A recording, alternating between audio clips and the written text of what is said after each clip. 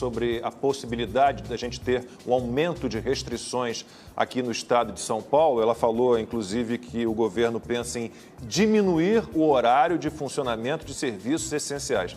Meu Deus, estava aqui me lembrando, há poucas semanas, poucos dias, o secretário de Saúde do estado de São Paulo, Jean Gorenstein, disse que isso tinha sido um erro, que restringir o horário de funcionamento do comércio tinha sido um erro, né? Portanto, a gente imagina o quê? Que não seria repetido. Porque o que acontece? Você aglomera. As pessoas têm menos horário, né, para ir ao supermercado, à farmácia e, obviamente, com horário restrito, vai haver mais gente no mesmo horário nesses estabelecimentos. Então, não há lógica nenhuma nisso, não há base científica alguma nisso. E eu passo a palavra para o Silvio, que está revoltado com outra questão que é muito grave também. Tô bastante revoltado, inclusive com essa, viu, Lacombe, porque é absolutamente lamentável que esses tecnocratas bem alimentados de sapatênis estejam fazendo o que eles estão fazendo, né? Eles estão perdidos nos seus próprios labirintos, eles não sabem como sair, como desfazer a falácia que eles construíram, absolutamente ineficaz. Hoje pela manhã, por exemplo, eu estou absolutamente estarrecido com uma entrevista do Procurador-Geral de Justiça do Estado de São Paulo, Mário Sarru, por exemplo, a emissora Jovem Pan, hoje pela manhã. Ele, em dado momento, ele fala que vai fechar os templos religiosos, igrejas e também parar o campeonato de futebol aqui no estado de São Paulo. E cita, por exemplo, ele fala assim, olha, eu estou falando com Deus pelo meu iPhone, pelo meu iPad. Será que o procurador já foi a uma favela? Será que ele conhece Paraisópolis, a Brasilândia? Será que ele conhece Capão Redondo, no estado de São Paulo? As franjas, sul, norte, leste de São Paulo, será que ele conhece?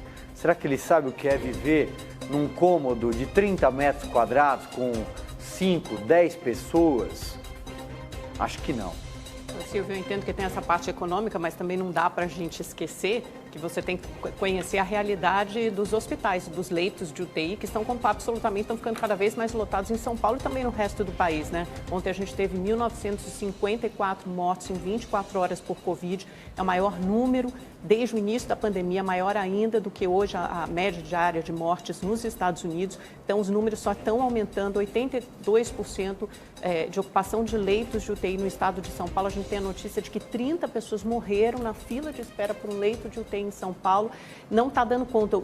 Da semana passada para cá, em apenas uma semana, mais de 1.000 leitos foram abertos no estado de São Paulo e, mesmo assim, a abertura de novos leitos não dá conta da altíssima demanda. Então, é preciso, sim, restringir a circulação. E, além, obviamente, do aumento de leitos, a gente esbarra sempre num teto que são os profissionais de saúde. Eles estão exaustos e são esses mesmos profissionais de saúde que recomendam essas medidas de restrição a quem você chama de tecnocratas de sapatênis. Então, é preciso ter solidariedade também, não só com as pessoas que estão acometidas pela doença, que não tem como se internar, não só em São Paulo, mas em outros estados. Então, a gente precisa enfrentar esse problema. Eu entendo que tem a perna econômica a gente precisa enfrentar isso também. É muito difícil, mas não dá para esquecer da saúde, que eu acho que é o problema principal. Eu só quero pontuar aqui, Amanda, muito respeitosamente, discordar de você. Você acabou de fazer aqui mas olha só, a fome mata mais do que a Covid. E em relação ao estado de São Paulo, é uma informação que não vejo circular. Existem 800 enfermeiros aprovados em concurso. 300 foram chamados para fazer a tal da anuência, que é ali saber onde quer trabalhar, quanto é que vai ganhar, como é que vai ser o esquema. 300. Desses 300, 8 foram contratados, até onde sei, a última informação que tive. Então, não dá, é claro, você abrir leitos de UTI, você não precisa só de cama, de equipamentos, mas você precisa de profissionais, né? De médicos, de enfermeiros, né? De técnicos de enfermagem, isso tudo está muito complicado. E, doutora Natasha, eu fico sempre procurando mapeamento sobre contaminações no Brasil, em que locais se dão com mais frequência, em que horários se dão com mais frequência, e transporte público está sempre em primeiro. A gente vê, por exemplo, uma ideia, de novo, errada de restringir o horário de funcionamento de comércio, mas eu não vi ninguém aumentar a frota de ônibus, oferecer um serviço alternativo, diminuir o intervalo de trens. intervalos de metrô, e isso tinha que ser atacado e a gente não vê. Com certeza absoluta. A gente vê exatamente o contrário, né? Diminui, deixa menos transporte público para tentar diminuir a circulação, mas aí aumenta porque vai ter mais gente, quando você estava falando sobre isso, que os serviços essenciais vão ficar abertos menos tempo. Eu estava exatamente pensando no transporte público, que em vez de diminuir, teria que aumentar esse transporte público para que não houvesse aglomeração, porque realmente o que a gente precisa fazer nesse momento em que não dispomos de vacina em quantidade suficiente? Nós precisamos evitar a circulação desse vírus. Como é que a gente evita? Infelizmente, podendo ficar em casa. Se puder, fique em casa. Use todos os recursos de máscara, distanciamento, uso frequente lavagem frequente das mãos. São medidas que a gente está cansado de saber e que vão permanecer aí por muito tempo, mesmo tendo vacina. Agora, como é que a gente pode diminuir a circulação do vírus? Diminuindo os encontros. Todas essas comemorações que tiveram, desde campanha eleitoral, aí teve eleição, Natal, Ano Novo, férias, Carnaval, tudo isso, a gente tem visto aí diariamente essas festas clandestinas, tudo isso gerou muita aglomeração e, obviamente, isso não era de se esperar que tivéssemos coisas diferentes. Temos aí um absurdo aumento do número de casos, no número de óbitos, culminando aí, junto com isso, veio as chamadas variantes. Então, a gente tem aqui no Brasil realmente um prato cheio para que a coisa aconteça da forma como está acontecendo, infelizmente. Constantino, como disse a doutora Natasha, né, se puder, fique em casa. A questão que o Silvio chamou de tecnocratas de sapatênis, eles talvez não lembrem que a maior parte da população brasileira precisa vender o almoço para comprar o jantar. As pessoas não estão na rua porque são rebeldes, inconsequentes e irresponsáveis. Consta. Fome. É mais fácil, né, você pregar esse tipo de medida sendo funcionário público, gozando de estabilidade de emprego, salário no final do mês, ou sendo jornalista que pode fazer home office. Essa não é a realidade da imensa maioria, né? Então eu acho que demonstra, inclusive, uma insensibilidade muito grande para com a população, o povo trabalhador. E quanto a falta leito, é óbvio que é uma tragédia e tem que buscar até se há ou não responsáveis, né, que foram de alguma forma negligentes aí, né? Mas é importante lembrar também que se você fizer uma rápida pesquisa na internet, você vai encontrar todo ano notícias de fila em leitos para quem depende de hospital público, de SUS, né? Agora, eu queria trazer para reflexão, e talvez a doutora Natasha tenha alguma informação, eu não tenho, né? Mas é uma pergunta que foi feita pelo doutor Alessandro Loyola, que está na frente de batalha também, né? Atende em hospitais pessoas com Covid, e ele perguntou, né? Sem assistência hospitalar, assistência médica regular, sem suplemento vitamínico, né? Sem a quantidade razoável de sol, sem ambiente arejado, sem distanciamento social e sem máscara, né? E sem tratamentos profiláticos ou vacina, como é que está a mortalidade em presídios? Lembrando que por conta da pandemia, o nosso Supremo soltou milhares, dezenas de milhares de marginais condenados e presos. Eu não tenho o número aqui, não sei quanto está essa mortalidade lá. Eu, como conselheira federal, participei aí do plano de operacionalização da vacina de Covid e a população carcerária foi colocada lá como uma das populações de risco, porque vivem em intensas aglomerações, mas não chegou neles ainda a vacina. Eu não saberia te dizer, mas certamente vivem nesse ambiente. E, pelo visto, a coisa não deve estar tão feia, senão todos nós já estaríamos sabendo aí a quantas anda essa mortalidade dentro dos presídios, né? Doutora, eu nunca tinha visto uma guerra tão grande contra um tratamento precoce quanto a gente percebe agora. Quer dizer, todas as doenças, se tratadas precocemente, a chance de cura, a chance do tempo de convalescência ser menor, isso tudo aumenta, né? Isso tudo é mais positivo. Mas a gente vê uma guerra e o Conselho Federal de Medicina garante a liberdade ao médico para decidir o tratamento que ele quer seguir, com o acordo ou do paciente ou da família do paciente.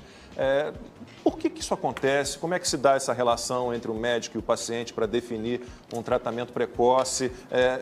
Por que há tanta gente jogando contra isso? Então, isso também nos entristece profundamente, porque houve politização do tema. Um tema que não poderia ter ido para o campo político e acabou indo. Então, o que se vê, o que se espera, né? Hoje a gente vê tratamentos, por exemplo, hidroxicloroquina, ivermectina, a colchicina, vitamina C, vitamina D, azitromicina, quer dizer, existe aí já uma série de drogas que tem sido feitos estudos aí grandes, muitos estudos sobre isso. A gente tem aí o maior estudo, o Clinical Trial Recovery, que está sendo, o sponsor é a Universidade de Oxford, são 2 pesquisadores, Laundrie e Peter, e esses 2 pesquisadores aí têm o maior estudo mundial, né, dessas drogas. Eles testaram aí mais de 11 drogas em associação, hidroxicloroquina com azitromicina, fizeram também da colchicina. Saiu semana passada o estudo. Mas a ivermectina também saiu um estudo há poucos dias. Exatamente, da ivermectina, eu acho que se a gente tem que prestar atenção numa droga, é na ivermectina e na colchicina. Realmente elas têm se mostrado aí que podem ser drogas que realmente venham a contribuir. A colchicina saiu esse estudo que você muito bem lembrou agora, que é um estudo que envolveu assim muitos pacientes, é um estudo canadense muito bem desenhado e que mostra que a colchicina é um remédio barato, é um remédio com baixíssimos efeitos adversos, tem como grande efeito adverso a diarreia, pode dar diarreia, mas é um remédio barato e usado para gota, sabe aquela doença que incha a articulação? Excesso de ácido úrico. Exatamente, por excesso de ácido úrico. Então é usado há muitos anos para isso. E assim, tem se mostrado, esse estudo canadense mostrou que ela realmente, diminui aí a chance de óbitos, o que é muito bom. Então, uma dose aí pequena que se usa da colchicina pode ter um ótimo, de repente, desempenho. Mais estudos vão precisar ser feitos, mas é algo que a gente possa usar. A hidroxicloroquina, que foi tão falada, tão politizada, essa realmente, os estudos, a maior parte dos estudos mostram, o próprio Recovery, que é um estudo que envolve aí mais de 40 mil pacientes, é um estudo do Reino Unido, mostrou que realmente a hidroxicloroquina não teve efeito em pacientes já internados. Aí teve outros estudos lá do professor Didier Raoult de Marseille, na França, o estudo da Arábia Saudita, o estudo de New Jersey com a hidroxicloroquina, já mostrou que ela pode ter realmente até o 3º, 4º dia algum efeito se usada nos primeiros 5, 6 dias, que é a chamada fase virêmica, né? Porque a gente sabe que a hidroxicloroquina tem aí um efeito em alterar o pH celular, faz com que ele fique mais alcalino e então impediria aí que o vírus tivesse sucesso dentro da nossa célula. Mas eu acho que se a gente tivesse aí que apontar para 2 drogas que de repente nossas atenções deveriam ficar voltadas, seria a colchicina, depois desse estudo canadense realmente dá aí realmente um gás novo para isso, e a ivermectina. A ivermectina é uma droga que eu, como pediatra, a gente usa muito e usa muito tempo. A ivermectina foi prêmio Nobel em 2015 por causa do tratamento aí de oncocercose, de filariose na África. Então, assim, a ivermectina, o problema é que no início dessa pandemia, teve um estudo em Melbourne, na Austrália, e por Cali, o autor era Cali, e ele testou in vitro, em placas de in vitro, uma dose de ivermectina muito alta. O que foi feito com a hidroxicloroquina também? Também. Manaus? Mesma Exatamente. Coisa, uma dose 6 vezes Cavalares. maior. E aí, in vitro, mas aqui em Manaus foi feito em vivo. Mas lá foi feito em vivo. Morreram 11 pessoas. Exatamente. E fizeram numa placa de ensaio e em 48 horas houve redução de quase 99% do crescimento viral ali naquela placa. Então, isso foi fantástico, só que a dose era muito alta. E eu já tive a oportunidade de acompanhar um paciente que fez uma hepatite por ivermectina. Mas, é claro, a diferença entre o veneno e o remédio é a dose. Então, nós do Conselho Federal, aqui eu falo até como médica, é importante que se mantenha a legitimidade da relação médico-paciente. A autonomia médica precisa ser garantida e o médico decide, em comum acordo com o paciente, se vai entrar, se não vai entrar. Existem aí alguns estudos realmente muito promissores, principalmente, como eu te falei, para a colchicina e para a ivermectina. Eu acho que, é claro, mais coisa vai precisar acontecer, a gente vai precisar ver mais estudos, mas a princípio não tem ainda nada definido. O que é que tem definido de tratamento, gente, que o Recovery mostrou? Corticoide, dexametasona e tocilizumab, que é um anticorpo anti-TNF.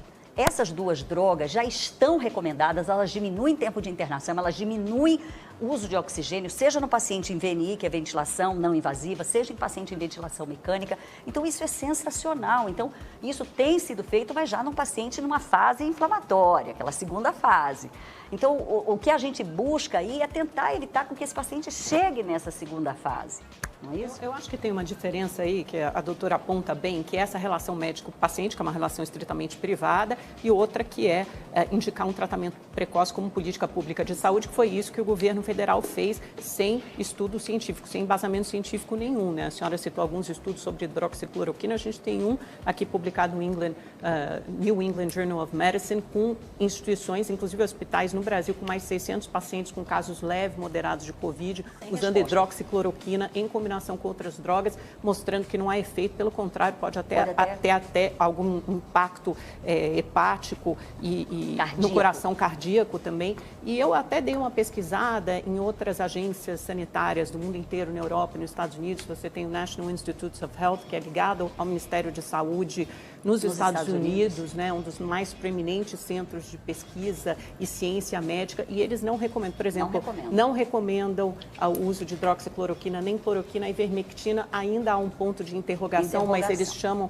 atenção para a baixa qualidade dos estudos feitos até agora, justamente para essa altíssima dose indicada, porque você tem uma reação in vitro positiva, mas você precisaria de uma dose muito alta para um paciente que não seria viável. A senhora mesmo chamou a atenção para os efeitos adversos. Então, dado isso, eu acho que assim, as opções que a gente tem de tratamento, a não ser essas que a senhora já falou, né, de corticoides e outros que já foram comprovados, o tratamento precoce ainda parece não ter uma base científica, principalmente não uma base científica para recomendação por um Ministério de Saúde, né? Pelo menos no mundo inteiro a gente não tem essa recomendação. Eu concordo integralmente com o que você falou. Realmente, como política pública, é complicado por falta de estudos realmente que deem robustez, estudos que atestem. Agora, na relação médico-paciente individual, ali o médico tem essa autonomia, a legitimidade da relação médico-paciente deve ser preservada e mantida, e principalmente com base no princípio que norteia a medicina, que é o princípio da não maleficência, não fazer mal.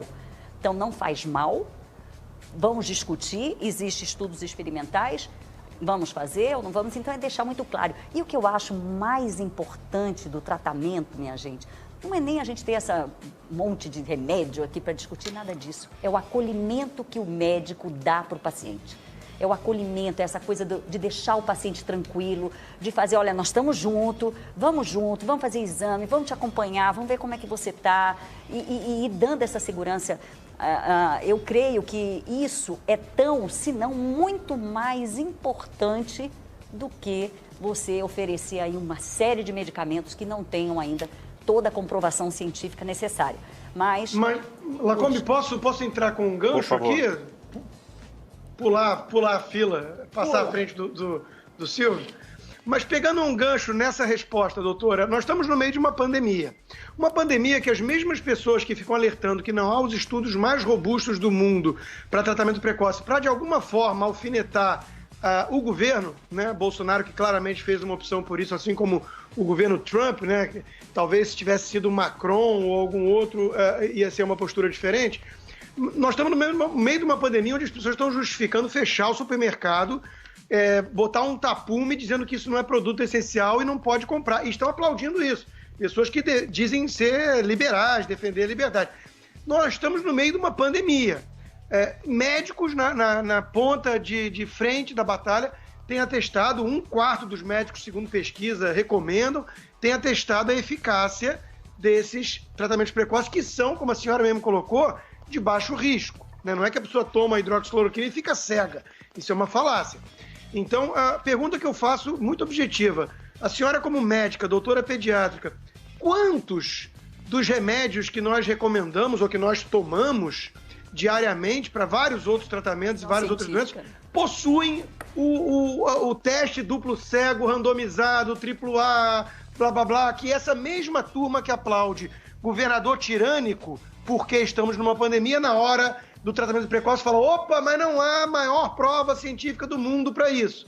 Né? Politizando claramente a questão. Doutora, Rodrigo, se me permitem, lockdown, a base científica também é bem questionável. A gente conversou agora há pouco com o vice-presidente da Fundação Oswaldo Cruz, dizendo que sim, as etapas para desenvolvimento de uma vacina, elas são várias e demoraria 5 anos, pelo menos, para a gente ter uma vacina. 1 ano e meio para cada uma das fases de teste. Então, você questiona muito base científica quando a gente não tem nada só para o tratamento precoce. Para o lockdown e para a vacina, ninguém questiona. E se você for olhar, me desculpe, a bula do paracetamol, de pirona, você acha que vai morrer. Né? Paracetamol Doutora. Também dá uma hepatite grave. Eu já tive paciente com hepatite por paracetamol, que é o Tilenol, que a gente toma aí de rodo. Ou seja, é politização. Infelizmente, Rodrigo, foi a politização que levou. Então, hoje, quem prescreve tratamento é Bolsonaro, quem não prescreve é petista. E isso tudo está indo para todo lado e isso não vai levar a lugar nenhum, muito pelo contrário. A gente só vai sair dessa pandemia se a gente estiver juntos, pensando no bem-estar comum, na melhora das condições de saúde da população e com muita vacina. Doutora, eu vou pedir ao Java, nosso editor-chefe, para colocar aqui no telão uma manchete que eu mostrei outro dia aqui da Folha de São Paulo, que é essa. Conselho de Saúde recomenda florais, homeopatia e reiki para ajudar no tratamento da Covid-19. Nada contra. Claro. Cada um. Esta semana, um grande portal de notícias fez uma nova matéria falando mal da ivermectina. Como é que a senhora, desculpa, a senhora é médica, mas como é que a senhora, como médica, olha a cobertura da imprensa nessa guerra contra o tratamento precoce? Também de forma bastante desoladora, sabe? Porque num momento como esse, a imprensa tem assim, uma importância fundamental de sempre trazer as informações claras, transparentes e precisas. Mas, infelizmente, a gente tem visto aí também uma grande politização por parte da imprensa. A gente tem visto aí, junto com tudo isso, uma série de fake news, assim, das mais absurdas possíveis, a ponto de dizer que quem tomasse ia ter um chip implantado, quem tomasse vacina. Então, tudo isso realmente leva a gente à situação que a gente está e que ainda pode piorar ainda mais se a gente realmente não se tomar consciência de que o mais importante é a gente tentar estar juntos, tomando todas as medidas necessárias possíveis, essas medidas higiênicas aí que a gente já conhece, tendo vacina para todos tomarem e acreditando nesses estudos que tem tanta gente fazendo. Gente, só nos Estados Unidos, no clinicaltrials.org ou .gov, eu não sei bem ao certo, tem quase 5 mil estudos de drogas para serem utilizadas em diferentes estágios dessa doença. Já tem 58 deles prontos, que mostram aí que a ivermectina, a hidroxicloroquina ainda pode, já não tem mais uso, mas corticoide sim, enfim. A gente tem que sentar e estudar, não adianta ficar aí de orelhada, escutando o que um ou outro fala. É sentar e estudar, entendeu? E o portal de notícias que eu citei, que fez mais uma matéria, né, de uma série que vem fazendo contra o tratamento precoce, contra especificamente a ivermectina, foi o UOL, né, que está nessa guerra que desrespeita, como a doutora já falou aqui, uma ordem, uma determinação do Conselho Federal de Medicina, que é papel do médico definir o tratamento para o seu paciente em conversa com o paciente ou com o responsável ou algum parente. Pode fazer, Amanda. Eu já perdi a fila. Achei que era minha Ladies vez. first. O Constantino rouba minhas perguntas. Ele fala que Não, eu só roubo estava as pensando, não sei o que a doutora acha, mas talvez uma boa faço saída para depois. todo esse imbróglio, porque de fato o tratamento precoce foi muito politizado. Seja você ir direto à fonte, né? As maiores agências sanitárias do mundo, se não está bom Brasil, se as pessoas criticam a Sociedade Brasileira de Infectologia, embora eu acho que ela tem toda a legitimidade, né, para mostrar claramente que o tratamento precoce não tem comprovação científica, mas então entra na Sociedade Brasileira, na Sociedade Americana de Infectologia, IDSA, CDC, ou então National Institute of Health, no Centro Institute of Health. de Proteção e Prevenção de Doenças dos Estados Unidos, da Europa. Então, quer dizer, tem milhões de fontes. E o que é interessante é que elas aglutinam todos esses estudos que estão sendo realizados, por exemplo, no Clinical Trials, e ao contrário de nós leigos, consegue discernir, nós não, né, a senhora não é, mas obviamente nós jornalistas, nesse sentido leigos, consegue discernir os estudos que têm um bom embasamento, que são bem feitos, e os estudos que têm falhas e vulnerabilidades. Não sei, acho que talvez Fantástico. seja uma... Mas é isso que eu estou falando, vamos sentar e vamos estudar. Parar de escutar só e ir por uma ou por outra conversa. Não, é sentar e estudar, ver se aquele artigo te convence, porque hoje a gente tem um monte de revistas de aluguel que você paga $10 mil e você publica seu artigo ali, onde já se viu isso. Infelizmente, a gente tem isso.